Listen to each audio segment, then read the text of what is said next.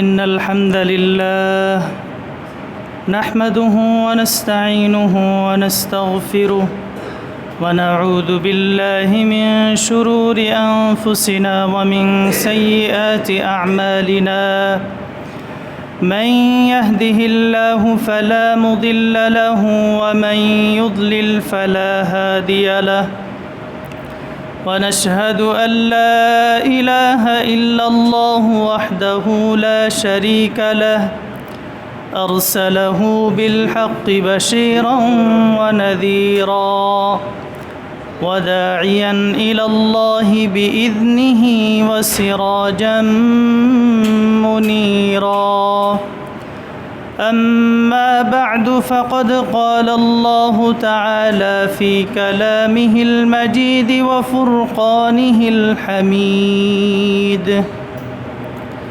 وقضى ربك ألا تعبدوا إلا إياه وبالوالدين إحسانا وقال تعالى إن الله وملائكته يصلون على النبي يا أيها الذين آمنوا صلوا عليه وسلموا تسليما اللهم صل على محمد وعلى آل محمد كما صليت على إبراهيم وعلى آل إبراهيم إنك حميد مجيد اللهم بارك على محمد وعلى آل محمد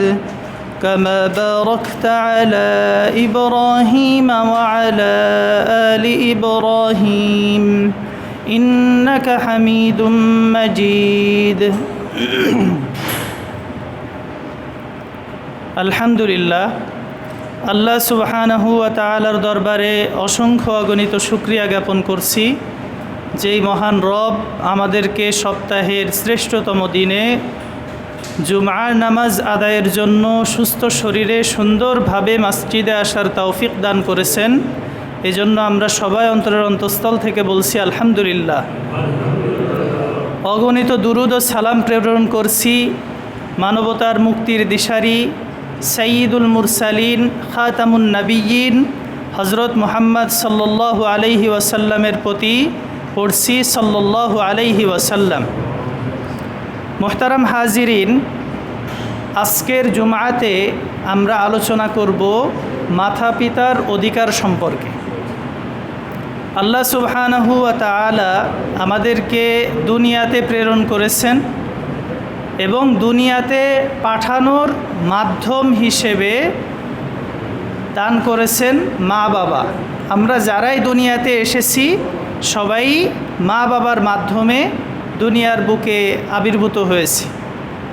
তো মুহতারাম হাজিরিন, মা বাবার প্রতি যেমন সন্তানের কিছু দায়িত্ব এবং কর্তব্য আছে, ঠিক সেইভাবে সন্তানের প্রতিও মা বাবার অনেক দায়িত্ব এবং কর্তব্য আছে। তো এই দায়িত্ব কর্তব্যগুলো সর্বপ্রথম দায়িত্ব পিতামাতার। সন্তান যখন ভূমিষ্ঠ হয়, সন্তান ভূমিষ্ঠ হওয়ার পর থেকে নিয়ে সন্তান প্রাপ্তবয়স্ক হওয়া পর্যন্ত, স্বাবলম্বী হওয়া পর্যন্ত পিতা মাতা অক্লান্ত পরিশ্রম করে সন্তানকে বড় করে তোলেন। এই সন্তান যখন বড় হয়, পিতামাতা তখন বার্ধক্যে উপনীত হন।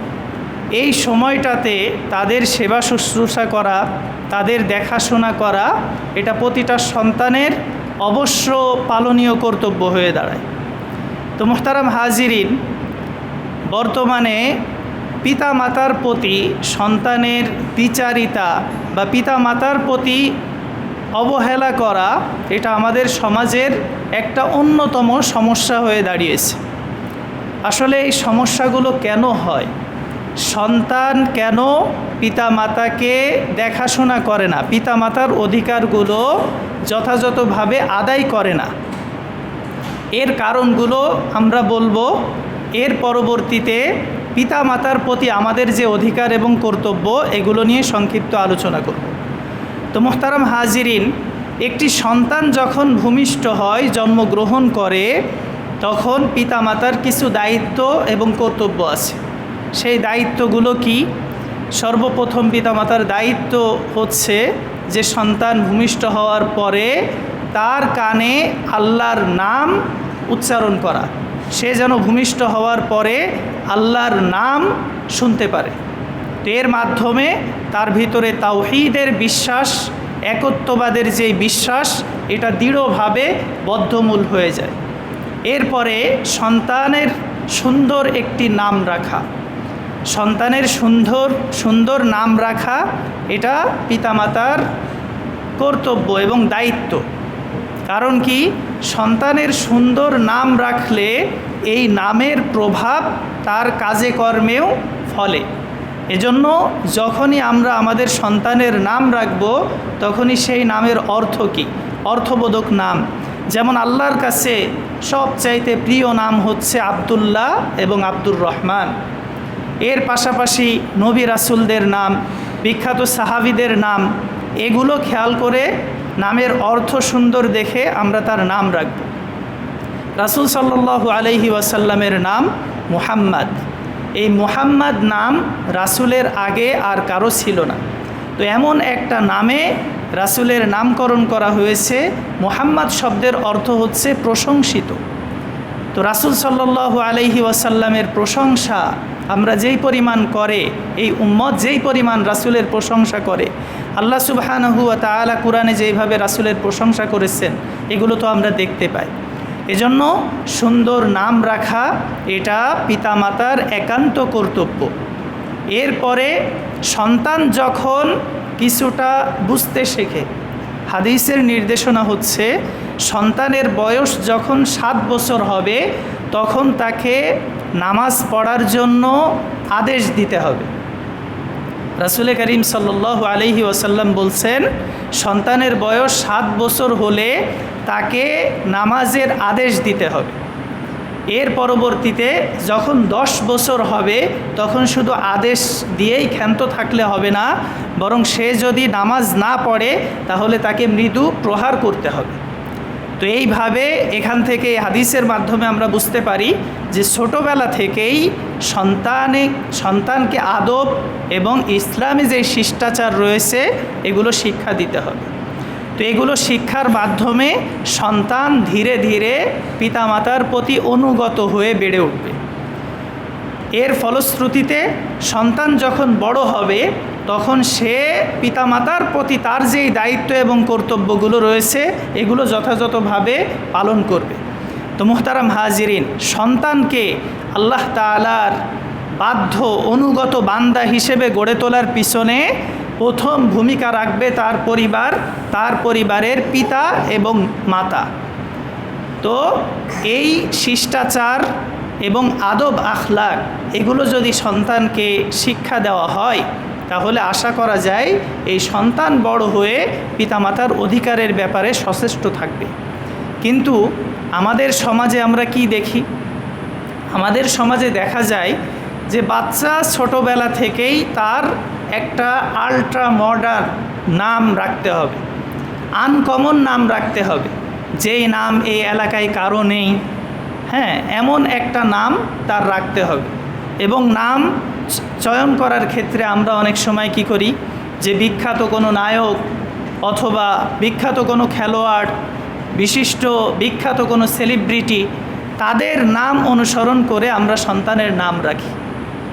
তাদের স্বভাব চরিত্র কেমন কি এগুলো যাচাই বাছাইয়ের চেষ্টা করি না। তো মুসলমান হিসেবে আমাদের তো 1 নম্বর আদর্শ রাসূল সাল্লাল্লাহু আলাইহি ওয়াসাল্লাম। এর পরবর্তীতে সাহাবায়ে কেরাম, আইম্মায়ে কেরাম, সালাফে সালিহিন, বুজুর্গানে দিন, তারাই আমাদের সেলিব্রিটি, তারাই আমাদের আদর্শ, তারাই আমাদের কাছে বড় ব্যক্তিত্ব। তাদেরকে অনুসরণ না করে, তাদেরকে অনুকরণ না করে আমরা যারা দুনিয়াদার, বস্তুবাদী, তাদের অনুসরণ করি। যার কারণে হয় কি, আমাদের সন্তান রাসূল এবং সাহাবায়ে কেরামের আদর্শে আদর্শবান না হয়ে সে এই যে বস্তুবাদী যেই সব সেলিব্রিটি আছে, যাদের নামে তাদেরকে নামকরণ করেছি আমার সন্তান তাদের মতো হয়ে বেড়ে ওঠে এবং বড় হয়ে সে তো মা বাবার প্রতি তার যে দায়িত্ব কর্তব্য এগুলো পালন করেই না, বরঞ্চ বর্তমান সমাজে আমরা দেখি যে সন্তানের মাধ্যমে পিতামাতা বিভিন্নভাবে লাঞ্ছিত হচ্ছে, হেনস্থার শিকার হচ্ছে।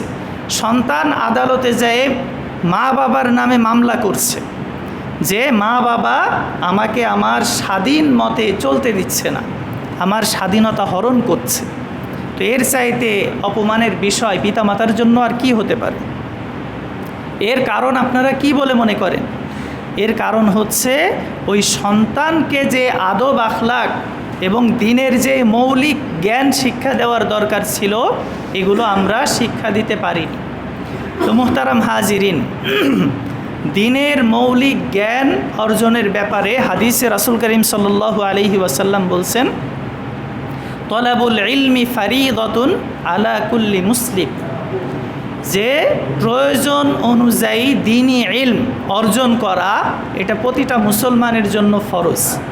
তো আপনি যদি ফরজ পরিমাণ জ্ঞান আপনার সন্তানকে শিক্ষা না দেন, আপনার সন্তানকে যদি আপনি কুরআন শিক্ষা না দেন যার মাধ্যমে সে সহিশুদ্ধভাবে নামাজ পড়তে পারে, সন্তান বড় হয়ে পিতামাতার প্রতি কেমন আচরণ করতে হবে, রাসূল করিম সাল্লাল্লাহু আলাইহি ওয়াসাল্লামের নির্দেশনাগুলো কি, সাহাবায়ে কেরাম তাদের মা বাবার সাথে কেমন আচরণ করেছেন, এগুলো যদি আপনি শিক্ষা না দেন তাহলে সে শিখবে কোত্থেকে?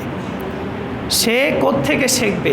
বর্তমান বস্তুবাদী এই সমাজে এইটা তো সন্তানদেরকে শিখায় যে যার মতো স্বাধীনভাবে চলবে, তার যে কোনো দায়িত্ব আছে, কর্তব্য আছে, এগুলো যথাযথভাবে পালন করতে হবে, এগুলো শেখানোর দায়িত্ব ছিল তো মা বাবার।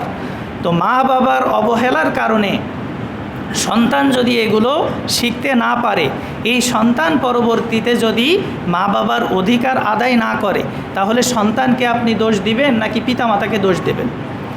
বর্তমানে আমরা মা বাবার অধিকার সম্পর্কে যতটা সচেতন, সন্তানের অধিকারের ব্যাপারে ততটা সচেতন না। আমাদের ভিতরে একটা জিনিস কাজ করে কি, যে আমি ওকে মানুষ করেছি, আমি ওকে বড় করেছি, ও আমার কথা মানতে বাধ্য। কিন্তু আপনি ওকে মানুষ করেছেন, ওর পিছনে নিজের জীবনের বড় একটা সময় ব্যয় করেছেন। তো এই সময় ব্যয় করাটা সার্থক হতো যদি সঠিকভাবে আপনি ব্যয় করতেন। আপনি তো তাকে শিখিয়েছেন যে তুমি ভালো ভালো প্রতিষ্ঠানে পড়ালেখা করো, তুমি বড় বড় জায়গায় পড়ালেখা করো, করে কি হও, বড় চাকরি করো, সমাজে অনেক টাকা পয়সা ইনকাম করো, এগুলো আপনি তাকে শিক্ষা দিয়েছেন। তো এগুলো শিক্ষা দেওয়ার কারণে হয়েছে কি, সে বড় প্রতিষ্ঠানে লেখাপড়া করে শিক্ষিত হয়েছে, সমাজে প্রতিষ্ঠিত হয়েছে, কিন্তু সবচাইতে বড় যেই জিনিসটা অর্জন করার দরকার ছিল মানুষত্ব, সেই মানুষত্ব সে অর্জন করতে পারেনি। এজন্য সবার প্রতি উদাত্ত আহ্বান থাকবে যে আমরা সন্তানকে বড় শিক্ষিত করতে পারি, অথবা বড় চাকরি, বড় ব্যবসা বাণিজ্য ধরিয়ে দিতে পারি, দুনিয়ায় তার জন্য অনেক ধন সম্পদ রেখে যেতে পারি বা না পারি, অন্তত তাকে যেন একজন ভালো মানুষ হিসেবে আমরা গড়ে তুলতে পারি। এই কাজটা আমাদের করতে হবে। তো মুহতারাম হাজিরিন, সন্তানকে ভালো মানুষ হিসেবে গড়ে তোলার জন্য কি করতে হবে? প্রথমত আমাদেরকে ইসলামী শরিয়াতের যে নির্দেশনাগুলো আছে এইগুলো তার সামনে তুলে ধরতে হবে, যাতে করে সে বুঝতে পারে যে আসলে মা বাবার অবস্থান, আমার গড়ে ওঠার পিছনে মা বাবার অবদান এটা কতটা বেশি, এবং মা বাবাকে ইসলামী শরিয়াতে কিভাবে মূল্যায়ন করার কথা বলা হয়েছে। তো মুহতারাম হাজিরিন, এই যে কিছুদিন আগেও, মাত্র কয়েকদিন আগে আমরা দেখতে পেলাম যে একজন মা, তিনি ইন্তেকাল করেছেন, তিনি তার মেয়ের সাথেই থাকেন, পাশাপাশি ফ্ল্যাটে থাকেন। তো তিনি মরে যাওয়ার পরে তার শরীর পচে শরীরে পোকা ধরে গেছে, ওই মেয়ে জানে না যে তার মা মারা গেছে। তো তার যে সন্তানাদি আছে আপনারা শুনেছেন, 3টা ছেলে 1টা মেয়ে। তো একটা ছেলে, বড় ছেলে হলো যুগ্ম সচিব, মেজো ছেলে বুয়েটের শিক্ষক, ছোট ছেলে কানাডা প্রবাসী এবং তার যেই মেয়ে রয়েছে সেই মেয়েও একটি কলেজের শিক্ষিকা, তাহলে তাদের দুনিয়াদারি, অর্থ সম্পদ, বিত্ত বৈভব কোনো কিছুর অভাব আছে? কোনো কিছুর অভাব নেই। তাহলে কিসের অভাব এখানে আমরা দেখতে পাই? এখানে আমরা দেখতে পাই মনুষ্যত্বের অভাব।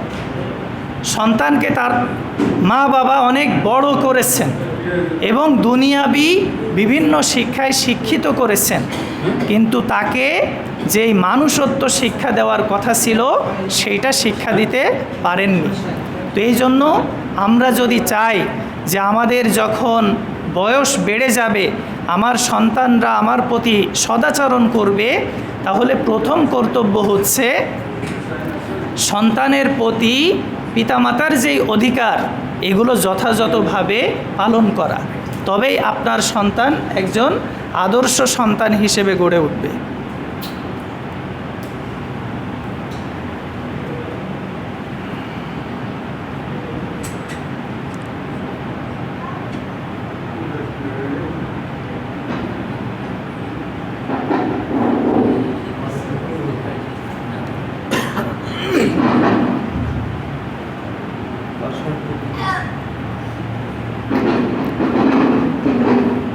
আলহামদুলিল্লাহ।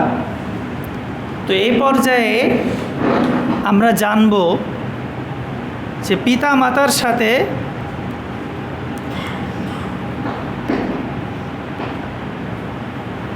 পিতামাতার প্রতি আমাদের দায়িত্ব এবং কর্তব্য কী।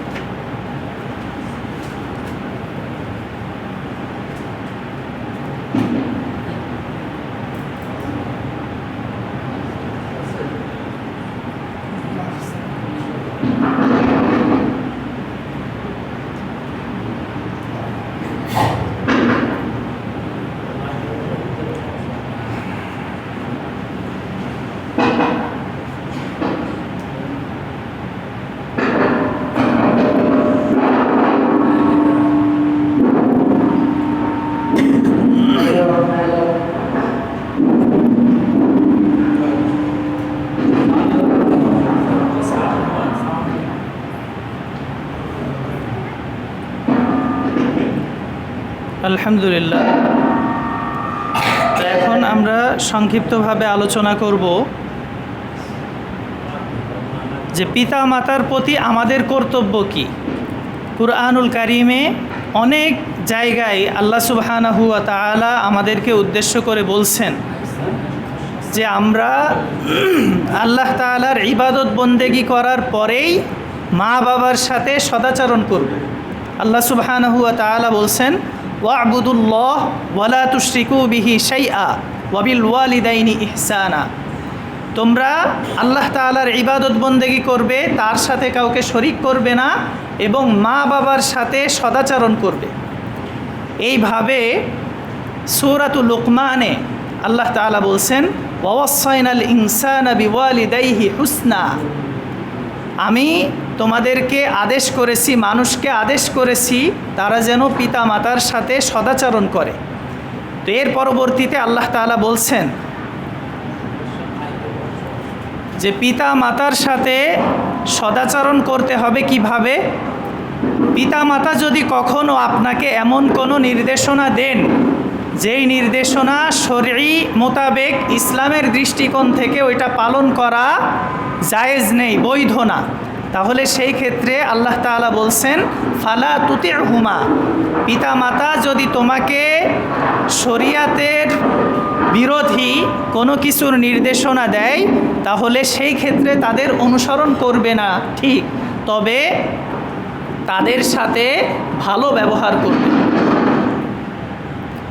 তাদের সাথে উত্তম ব্যবহার করতে হবে, ভালো ব্যবহার করতে হবে। তার মানে পিতামাতা যদি আপনাকে কোনো খারাপ কাজের আদেশও দেয়, তবুও তাদের সাথে খারাপ ব্যবহার করা যাবে না, তাদের সাথে ভালো ব্যবহার করতে হবে। তাদের গায়ে হাত তোলা, তাদেরকে মারধর করা, এগুলোর কথা তো বাদই রাখলাম, এগুলো তো কোনো পর্যায়েই পড়ে না, এগুলো কোনো স্তরেই পড়ে না। তো এর পাশাপাশি একাধিক হাদিসে রাসূল করিম সাল্লাল্লাহু আলাইহি ওয়াসাল্লাম আমাদেরকে নির্দেশনা দিচ্ছেন। এক হাদিসে রাসূল করিম সাল্লাল্লাহু আলাইহি ওয়াসাল্লাম বলছেন যে কবিরা গুনাহ, বিভিন্ন ধরনের কবিরা গুনার বিবরণ দিচ্ছেন। তো এর ভিতরে পিতা মাতার অবাধ্যতা বা পিতা মাতার নাফরমানি করা এই কবিরা গুনাহগুলোর মধ্যে অন্যতম একটি। এর পাশাপাশি এই পৃথিবীতে আমরা এই যে সবাই মসজিদে আসছি নামাজ পড়ার জন্য, আমরা সবাই আল্লাহর জিকির করি, কুরআন তেলাওয়াত করি, কুরবানি করি, দান সদকা করি, হজ করি, যাকাত দিই। আমাদের এই সব কিছুর উদ্দেশ্য হচ্ছে আল্লাহর সন্তুষ্টি। আমরা আল্লাহর সন্তুষ্টি চাই, এই জন্য আমরা আল্লাহ তাআলার নির্দেশনা এগুলো মেনে চলার চেষ্টা করি। তো আল্লাহ সুবহানাহু ওয়া তাআলার যে নির্দেশনাগুলো আছে, আল্লাহ তাআলার সন্তুষ্টি কামনার জন্য আমরা এত কিছু করি। তো আল্লাহর সন্তুষ্টি আমরা কিভাবে লাভ করব? এক হাদিসে রাসূল করিম সাল্লাল্লাহু আলাইহি ওয়াসাল্লাম বলেছেন, রিদার রাব্বি ফি রিদাল ওয়ালিদাইন ওয়া সাখাতার রাbb ফি সাখাতাল ওয়ালিদাইন, যে আল্লাহ তাআলার সন্তুষ্টি এটা পিতা মাতার সন্তুষ্টিতে নিহিত, এবং আল্লাহ তাআলার রাগান্বিত হওয়া বা অসন্তুষ্টি এটা পিতা মাতার অসন্তুষ্টিতে নিহিত। তার মানে আপনি যদি আল্লাহকে সন্তুষ্ট করতে চান তাহলে আগে পিতা মাতাকে সন্তুষ্ট করতে হবে, আর আপনি যদি আল্লাহর গজবে নিপতিত হতে চান তাহলে আগে পিতা মাতার সাথে অসদাচরণ করতে হবে। তো মুহতারাম হাজিরিন, একবার রাসূল করিম সাল্লাল্লাহু আলাইহি ওয়াসাল্লাম মসজিদে এসে মিম্বারে আরোহণ করতেছেন, আর এক এক স্তরে পা রাখছেন, বলছেন আমিন। এইভাবে 3 সিঁড়িতে পা রাখলেন, তিনবারই আমিন বললেন। সাহাবায়ে কেরাম জিজ্ঞেস করলেন, ইয়া রাসূলুল্লাহ, আপনি তো অন্যান্য দিন এমন করেন না, তো আজকে আপনি প্রতিটা ধাপে পা রাখার সময় আমিন বললেন কেন? তখন রাসূল সাল্লাল্লাহু আলাইহি ওয়াসাল্লাম বললেন যে আমি যখন এখানে পা রাখছি তখন জিবরিল আমিন আমার কাছে এসে বলছে যে ইয়া রাসূলুল্লাহ, ওই ব্যক্তি ধ্বংস হোক যেই ব্যক্তির সামনে আপনার নাম নেওয়া হলো, সে আপনার প্রতি দুরূদ পাঠ করল না। এই কথা শুনে আমি বললাম আমিন। 2 নম্বর আমি আমিন বললাম, রাসূল বললেন যে ওই ব্যক্তি ধ্বংস হোক যেই ব্যক্তি রমজান পেয়েও নিজের গুনাহকে মাফ করাতে পারল না, তা আমি বললাম আমিন। 3 নম্বরে আমি আমিন বলেছি যে জিবরিল বলেছে ওই ব্যক্তি ধ্বংস হোক যে তার পিতা মাতা 2 জনকে অথবা 1 জনকে বার্ধক্য অবস্থায় পেয়েও তাদের সেবা শুশ্রূষা করে জান্নাত অর্জন করতে পারল না, ওই ব্যক্তি ধ্বংস হোক। আমি বললাম আমিন। তাহলে যে ব্যক্তি পিতা মাতাকে বার্ধক্য অবস্থায় পেয়ে তাদের সেবা শুশ্রূষা করে জান্নাত অর্জন করতে পারল না, তার ব্যাপারে রাসূল করিম সাল্লাল্লাহু আলাইহি ওয়াসাল্লাম বদদুয়া করেছেন। তো তার হতভাগ্য হওয়ার জন্য, তার কপাল পড়ার জন্য এর চাইতে বড় আর কি দরকার হয়? যে ব্যক্তি মা বাবার সাথে ভালো ব্যবহার না করে তার জন্য রাসূল সাল্লাল্লাহু আলাইহি ওয়াসাল্লাম স্বয়ং বদদুয়া করেছেন। তো আমরা বিখ্যাত একজন তাবেঈর কথা জানি, ওয়াইস আল করনি। তো ওয়াইস আল করনি সে তার মায়ের সেবা করার জন্য সাহাবী হওয়ার যে সৌভাগ্য এটা অর্জন করতে পারেনি। তিনি মায়ের সেবা করার জন্য সাহাবী হওয়ার গৌরব অর্জন করতে পারেননি। তার ব্যাপারে রাসূল সাল্লাল্লাহু আলাইহি ওয়াসাল্লাম বিখ্যাত খলিফা ওমর রাদিয়াল্লাহু তাআলা আনহুকে বলে গিয়েছেন যে ওয়াইস কর্নি সে যখন আসবে তার সাথে যদি তোমাদের সাক্ষাৎ হয় তাহলে তোমরা তার সাথে দেখা করে তোমাদের জন্য দোয়া করতে বলবে, কারণ সে দোয়া করলে আল্লাহ সেই দোয়া কবুল করবেন।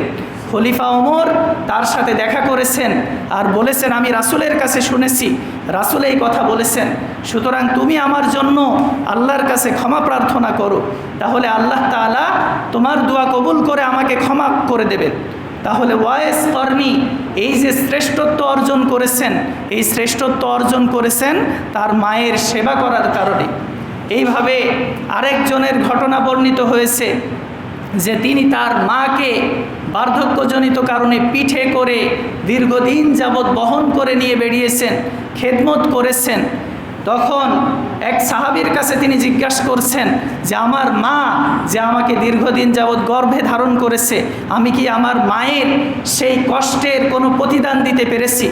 তখন তিনি বললেন, তোমার মা গর্ভে ধারণ করার সময় যে আহ শব্দ বলেছে, তুমি কষ্ট দিয়েছো তাকে, তুমি তার সেই কষ্টের, তার সেই আহ শব্দের যেই কষ্ট, সেই কষ্টেরও প্রতিদান দিতে পারো না। তো মুহতারাম হাজিরিন, আমরা কি করি? আমরা পিতামাতার জন্য সামান্য কিছু করলে খোঁটা দিতে দিতে এগুলো উসুল করে নিই এবং মা বাবাকে যে এভাবে অপমান করি, লাঞ্ছিত করি, তো আমরা আসলে কোথায় থাকব, কোথায় যাব, এগুলো বলে বোঝানো যাবে না।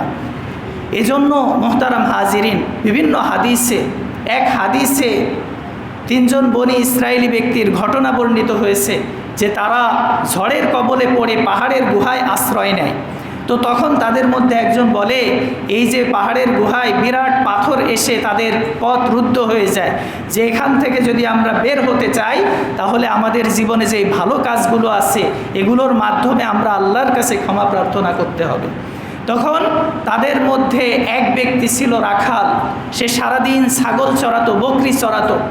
সে বলতে শুরু করলো, আল্লাহ, আমি রাখাল মানুষ, সারাদিন বকরি চড়াই, তো এই বকরির দুধ দহন করে নিয়ে সর্বপ্রথম আমি আমার মা বাবাকে পান করাই। তো একদিন রাতের ঘটনা, একবারের ঘটনা, যে আমি যখন ছাগল চড়িয়ে দুধ নিয়ে তাদের কাছে উপস্থিত হলাম, রাত হয়ে গিয়েছে, তারা ঘুমিয়ে পড়েছেন। তো আমার সন্তানেরা ক্ষুধার তাড়নায় তারা গড়াগড়ি খেয়ে আমার পায়ে তারা পড়ছে, কাঁদছে, কিন্তু আমার বাবা মা যতক্ষণ পর্যন্ত জাগ্রত হয়ে ওই দুধ গ্রহণ করেছেন ততক্ষণ পর্যন্ত আমি আমার সন্তানদেরকে দুধ পান করাইনি। আমার এই কাজটা যদি তোমার পছন্দ হয় তাহলে এই ওসিলা করে তুমি আমাকে এই কঠিন বিপদ থেকে উদ্ধার করো। তো এই দোয়া করলে পাহাড়ের সেই গুহার মুখের পাথর কিছুটা সরে যায়। তো এইভাবে করে দেখেন আল্লাহর কাছে সে পিতা মাতার যে খেদমত করেছে, এই খেদমতের ওসিলায় দোয়া করেছে, আল্লাহ তাআলা তার দোয়া কবুল করেছেন। তো যেই পিতামাতা আমাদের জীবন, সুখের জীবন গঠন করার জন্য তাদের রক্ত পানি করে আমাদেরকে বড় করেছেন, আমাদেরকে খাওয়ানোর জন্য তারা ক্ষুধার্ত থেকেছেন, আমাদেরকে পান করানোর জন্য তারা তৃষ্ণা নিবারণ করেছেন, আমাদের ভবিষ্যৎ সুন্দর করার জন্য তিলে তিলে তাদেরকে নিঃশেষ করে দিয়েছেন, সেই পিতামাতার প্রতি আমাদের আচরণ কেমন হবে? এজন্যই তো আল্লাহ আমাদেরকে দোয়া শিক্ষা দিয়েছেন, রব্বির হামহুমা কামা রব্বায়ানি সগীরা। হে আমার রব, আমার পিতামাতার প্রতি আপনি তেমন আচরণ করেন যেমন ছোটোবেলায় তারা আমাদেরকে লালন পালন করেছেন। ছোটোবেলায় আমাদের সন্তানদেরকে আমরা কিভাবে লালন পালন করি? সন্তানের ঘুমের জন্য মা রাত্রি জাগরণ করেন, সন্তানকে কিভাবে লালন পালন করেছেন। তো ঠিক সেইভাবে ছোটোবেলায় মা যেভাবে আমার কোনো কষ্ট হতে দেননি, আমার বিন্দু পরিমাণ কষ্টেও তিনি ব্যথিত হয়েছেন, তিনি নিজের সুখ বিসর্জন দিয়ে আমাকে বড় করে গড়ে তুলেছেন, ঠিক ছোটোবেলায় আমার কোনো কষ্ট যেমন পিতামাতা সহ্য করেননি, এখন তারা কবরে চলে গেছেন, তাদেরকেও আপনি আমার ছোটোবেলার মতো করে লালন পালন করেন, তাদের যেন কোনো কষ্ট না হয়, তাদের যেন কোনো দুঃখ না হয়, সেইভাবে শান্তির বিছানা কবরে আপনি তাদেরকে বিছিয়ে দেন। দেখেন, যেই পিতা মাতা আমাদের জন্য এত কিছু করে গেল, এত অর্থ সম্পদ গড়ে দিয়ে গেল, আমরা অনেক সময় পিতা মাতার কবরের পাশ দিয়ে যাই, তো সেখানে আসসালামু আলাইকুম ইয়া আহলাল কুবুর যে সালামটা দিতে হয়, এটা দেওয়ার সুযোগও হয় না। অনেক সন্তান আছে পিতামাতার কবরের পাশে গিয়ে বছরে একবারও সূরা ফাতিহা সূরা ইখলাস পড়ে সওয়াব রিসানি করার সুযোগ হয় না। অনেক পিতামাতার সন্তান এমন আছে, পিতামাতা তার জন্য বাড়ি করে গেছে, তার জন্য অগাধ সম্পদ করে গেছে, তার জন্য অনেক জায়গা জমি করে গিয়েছে, কিন্তু পিতামাতা মরার পরে পিতামাতার উদ্দেশ্যে সামান্য কিছু দান সৎকা করার তৌফিক হয় না। তাহলে আপনি কি মনে করেন যে আপনি মারা যাওয়ার পরে, আপনি চলে যাওয়ার পরে আপনার সন্তান আপনার সাথে কি আচরণ করবে? এজন্য একটা প্রবাদ আছে, কামা তাদিনু তুদান, যেমন করবেন ঠিক তেমন ফল পাবেন। এইটা যদি আপনার বিশ্বাস না হয় তাহলে করে দেখেন, ফল যখন পাবেন তখন বুঝতে পারবেন। তো মুহতারাম হাজিরিন, এজন্য পিতা মাতার প্রতি আমাদের যে দায়িত্ব এবং কর্তব্যগুলো আছে, এগুলো আমরা যথাযথভাবে পালন করে দুনিয়াতেই আমরা যেন সুখ সমৃদ্ধি এবং পরকালে আমরা যেন জান্নাত অর্জন করতে পারি, আল্লাহ তাআলা আমাদের সেই তৌফিক দান করেন। কারণ এক হাদিসে রাসূল বলেছেন, আল জান্নাতু তাহতা আকদামিল উম্মাহাত, যে মায়ের পায়ের নিচে সন্তানের বেহেশত। সুতরাং সেই মাকে কিভাবে যত্ন করতে হবে, কিভাবে পিতাকে সন্তুষ্ট রাখতে হবে, সেইটা আপনারা সবাই বিবেচনা করবেন। কারণ তাদেরকে যদি সন্তুষ্ট করতে পারেন তাহলে আপনি সহজেই নাজাত পাবেন, সহজেই আপনি জান্নাতে যেতে পারবেন। তো আমরা যেই কথাগুলো বললাম, আল্লাহ সুবহানাহু ওয়া তাআলা এগুলোর প্রতি আমাদেরকে যথাযথভাবে আমল করার তৌফিক দান করুন। আমিন। ওয়া আখিরু দাওয়ানা আনিল হামদুলিল্লাহি রাব্বিল আলামিন।